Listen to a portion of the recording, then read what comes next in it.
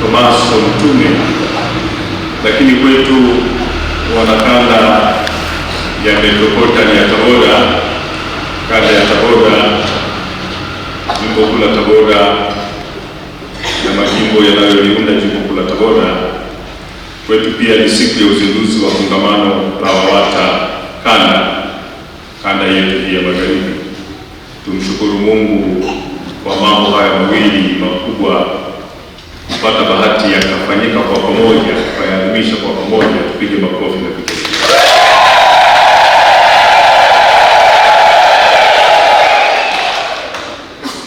Kuhusu habari za Mtakatifu Toma Mtume. Mtakatifu Toma Mtume ambaye pia aliitwa Pacha, alikuwa mmoja wa mitume 12 wa Yesu. Inasemekana kwamba kwenye mwaka wa 52 baada ya kuzaliwa Kristo au baada ya Kristo, yeye alifika katika mji wa Kerala kule India, na alibatiza watu kadhaa na kuunda makanisa huko. Mimi nilipata bahati au nilifanikiwa kuwa mmoja wa watu ambao alifika eneo hilo ambapo inasadikiwa Mtakatifu Toma alifika kwa mara ya kwanza, na pale mahali alipokuwa anabatiza watu, basi kuna kama namna fulani ya kisima au dimbwi. Inasadikiwa kwamba kuna chemchemi ya kudumu, sijui ni kweli kiasi gani, lakini eneo ambalo alibatiza watu lipo mpaka leo, na watu hufika pale na kunywa maji wakiamini kwamba basi wanapokea chemchemi na nguvu za Mungu. Lakini pia hapo kuna watu wamepangana, wametengeneza sanamu za watu wamesimama kana kwamba wanabatizwa, na yeye mwenyewe anambatiza mmoja wao, na wengine wamejipanga huko, wanakuja wanabatizwa watu kadhaa. Wameweka sanamu ya Mtakatifu Thomas na wameweka sanamu ya watu aliowabatiza. Wale watu wako msururu wakisubiri kubatizwa na mmoja ametangulia hapo mbele. Basi kwa kweli wanasema hao wanawakilisha wale wote waliobatizwa maeneo hayo, na inasadikiwa alikufa shahidi katika mji wa Mainapoli, karibu kabisa na jiji la Chennai au Madrasa kule India. Basi Mtakatifu Toma Mtume anaheshimiwa kwa namna ya pekee na watu wote ulimwenguni, ikiwa ni pamoja na sisi, lakini kwa namna ya pekee Kanisa Katoliki nchini India linampa heshima ya pekee, na wakati sisi leo tunafanya sikukuu, wao kule ni sherehe, kwa sababu wanaamini kwamba yeye ndiye aliyeleta imani katika nchi ya India, akianzia katika mji wa Kerala na baadaye katika maeneo mengine.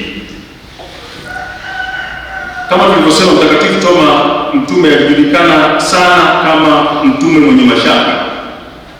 Hata hivyo, mashaka yake hayakutokana na ukosefu wa imani, yalitokana na hamu ya kupata uhakika wa kweli juu ya ufufuo wa Kristo, na Yesu alimtambua ndani yake moyo huo wa ujasiri, uaminifu na msimamo thabiti wa kutafuta kujua ukweli wa mambo ya kimungu.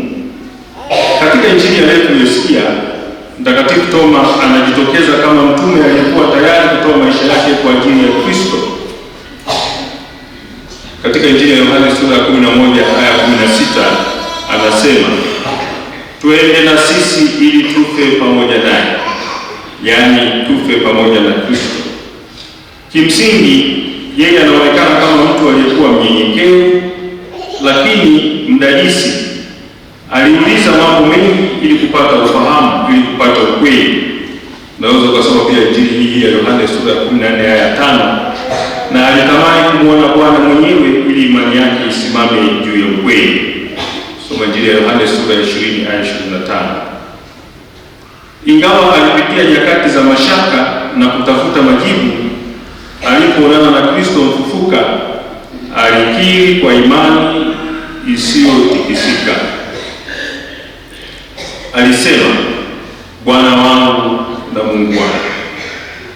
Kuanzia hapo akawa shahidi jasiri wa Injili, akaihubiri Injili katika mataifa mengi, na hatimaye akamtolea Kristo maisha yake kwa njia ya kifodini, kama nilivyowaambia huko Mainapoli, karibu kabisa na mji wa Bajrasa au Chennai huko India. Mtakatifu Thomas anatufundisha mambo haya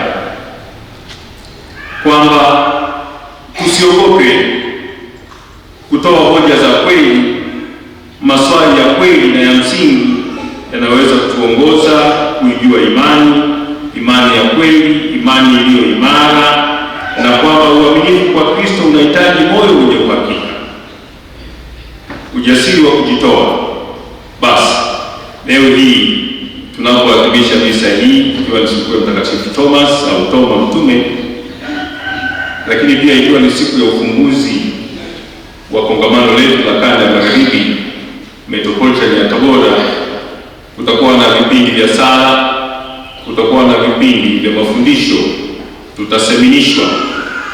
Ninaomba tusiogope, tuwe tayari kuuliza maswali, tuwe tayari kudadisi nafasi hizo tutakapozipata, ili nasi kwa Mtakatifu Thomas Mtume tuweze kuwa imara zaidi katika imani yetu, tuwe walinzi, watetezi na mashahidi wa imani yetu. Na tukifanya hivyo, tutaweza kusema maneno ambayo tumesikia katika somo la kwanza, kwamba sisi si wageni tena wala si wapitaji katika njia na mji wa ufalme wa Mungu. Sisi ni wana wateule wa Mungu, ni taifa la Mungu teule, na ni sehemu ya familia ya Utatu Mtakatifu, Mungu Baba, Mwana na Roho Mtakatifu, nafasi ambayo itathibitishwa mwisho wa maisha yetu. Baada ya kusema hayo, tuendelee kumwomba huyu Mtakatifu Toma Mtume atuombee, ili nasi tuendelee kuwa Wakristo wenye imani thabiti, tuwe na ujasiri wa kumshuhudia Kristo, tuwe na uwezo wa kumkiri daima kwa maneno na kwa matendo, kama yeye alivyosema, Bwana wangu na Mungu wangu. Elini sana kwa siku ya Mtakatifu Tomaso. Tupige makofi na vigelegele.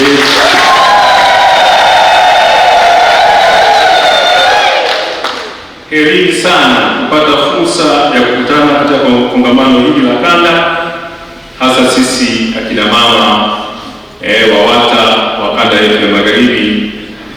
Heri sana, na Mwenyezi Mungu azidi kutubariki sote. Makofi.